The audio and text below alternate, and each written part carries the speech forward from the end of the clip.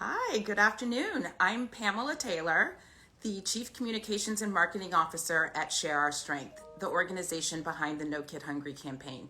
I'm so delighted today to have a conversation with Denise Forte, the interim CEO of the Education Trust. And in joining me in just a few moments will be Denise. In the meantime, I want to spend a little bit of time telling you about the work that we've been doing at No Kid Hungry for the past 10 years. This has been such an exciting time for us, even with the news coming out of the Biden and Harris administration today about the increase to SNAP benefits that will help 42 million children and families get added food and money for food each month. So there's so much that's going on right now, and as we will have Denise join us in just a few minutes. We're going to talk about the new upcoming school year. Now, we all know there have been so many conversations about what is school going to look like and feel like for children this year. And Denise will also be able to talk with us about all of the things, but our focus is going to be about food and the role nutrition plays in education. We've had children out of the classroom for almost 16, 18 months even for some children, and returning to schools and classrooms with masks and hopefully vaccinations will be able to revisit learning in a way that we were all accustomed. So while we get ready to have Denise join us, I will spend a little bit of time talking about some of the work that we do with No Kid Hungry. Our work is around schools, school districts, community-based organizations, making sure they have the resources that they need to get children 3 meals a day.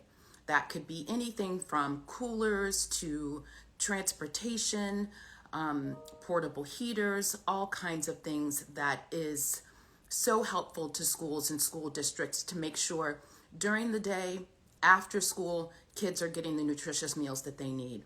Another program that we're really excited to talk about is breakfast in the classroom. One of the best ways to start our day, of course, is with breakfast. And that is even more important for children who need to learn and get their days started strong. So No Kid Hungry has been working with schools and school districts all across the country to make sure children can have breakfast right in their classroom. You don't have to go over to the cafeteria or signal yourself out for not maybe having time to get breakfast at home. It's a way to create community. It's a way to have everybody start the day together. So breakfast in the classroom is really, really important. One of the things that we'll be talking about today also is how we can continue to move forward and work together as organizations like with EdTrust to continue to do our work. So this is such an exciting conversation, and I can't wait to get it started. Let's see here.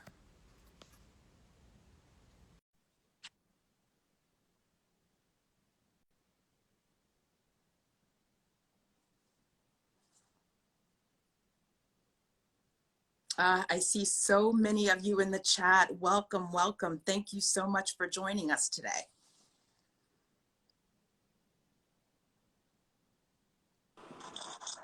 There we have our... Here we are. I made it. Hi, friend.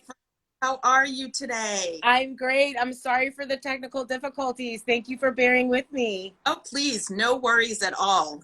This is the way of our lives right now. So No kidding. Thank you again. all of the real life happenings. Well, as I've been talking a little bit before you joined us, Denise, telling everyone about the work that we do here at No Kid Hungry and how important it is for us to partner with such incredible organizations like Education Trust. We are just so delighted to have you with us today. And why don't we start by you telling us a little bit about the incredible work that you're doing to make sure children all across the country have access to a great education, and then we'll get into our topic at hand for the day, nutrition and education and having fabulous school years coming up.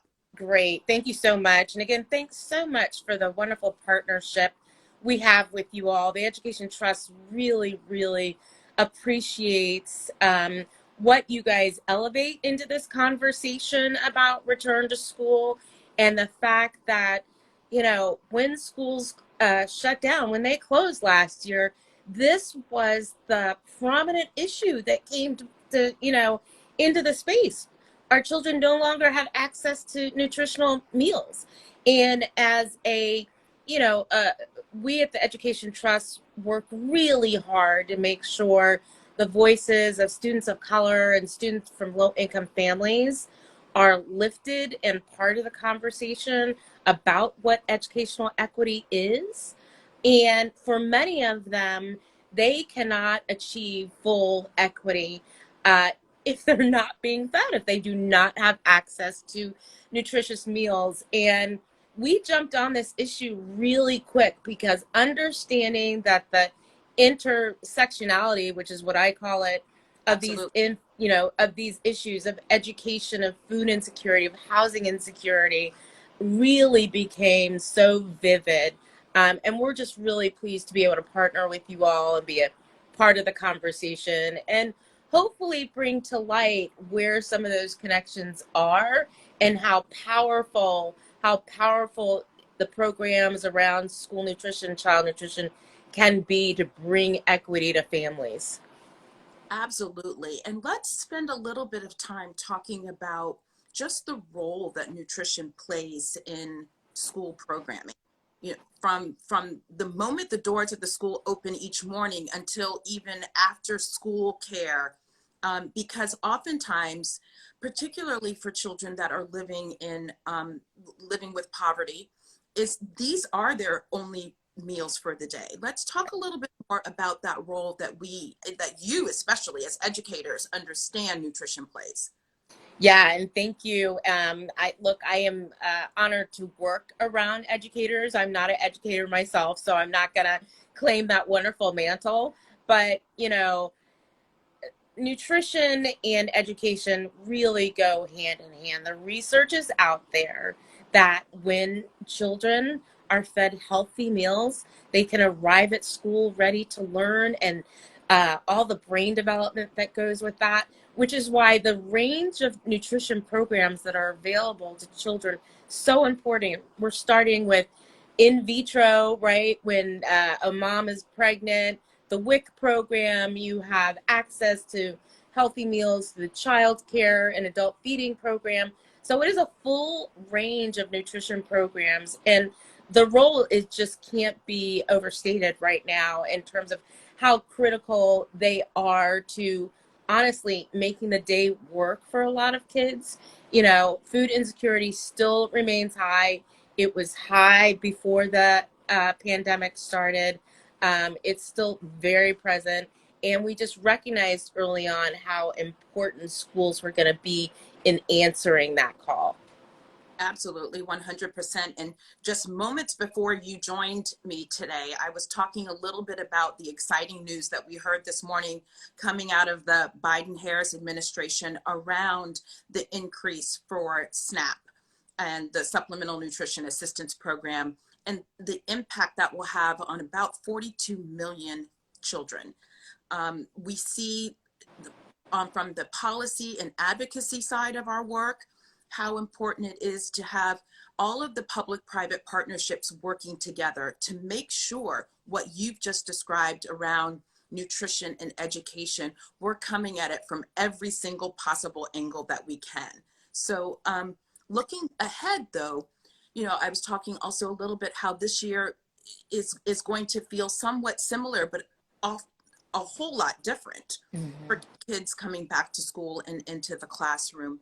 What other programs around nutrition and support for education are you all looking at to maybe introduce or amplify this year under these kind of different circumstances? Well, the many examples out there of some of the great work going on in local communities, and really centered around the schoolhouse, where the school in many of these communities, rural, inner city, they are the center, they are the community.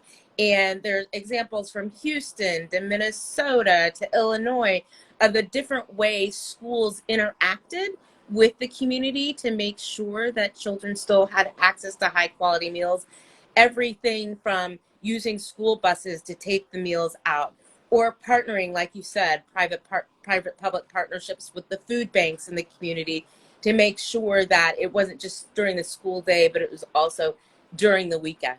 So there's some wonderful examples out there. And what I would really encourage communities to take a look at is how we can sort of expand the circle of support beyond the school and really look to some of those community partners that we may not have thought of before, whether Right. they're in the housing area, whether they're working with students experiencing homelessness, whether in their healthcare area, to see what innovative models can be done so that, much like schools offer families access to SNAP benefits and you can sign up for different services at the school, the same thing should be going on in the healthcare community and is already going on in the healthcare community and housing authorities, where they are making sure that kids can sign up for all the nutrition benefits that are available to them.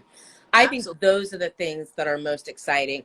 And even on campus, I know we talk a lot here about K through 12, but the exciting things that young people on campus are doing right now to make sure that their food needs are met as well, that's a big deal. And the fact that we are going, fingers crossed and hoping to change the SNAP meal benefit, that means even students are going to have access to that on campus. Very, very exciting.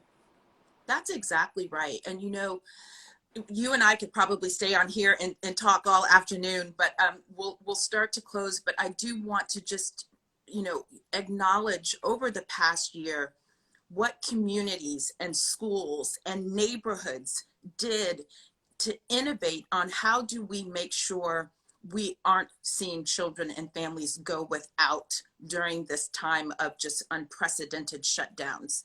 It was so encouraging to see just how quickly everyone galvanized themselves. And we saw the federal government make policy changes that helped families get access to food. We saw, the generosity of America, not only for organizations like us at No Kid Hungry, but food banks all across the country received tremendous support. And even though we are starting to hopefully feel some sense of return to what we know to be as our regular lifestyles, that innovative spirit, that ingenuity that we saw over the past 12 to 18 months, I certainly hope that energized commitment continues. And knowing what you all have been doing, I know that will not stop at your door for one skinny little moment. But I would also like to say, let's do this again. There's Absolutely. talk about. I know we are coming up on time, but I just want to again thank all of you. I see you out there. Thank you so much for your support of No Kid Hungry, for learning more about the incredible work that's being done by the Education Trust, and especially to my friend Denise for joining me for this conversation. So stay tuned. There will be more to come. Follow us on all of our social media channels. We continue to share information with you as much as we possibly can. And look out for Denise and I to do this again sometime very soon. Absolutely, Pamela. Thanks so much. Thank you guys. Bye. Bye bye.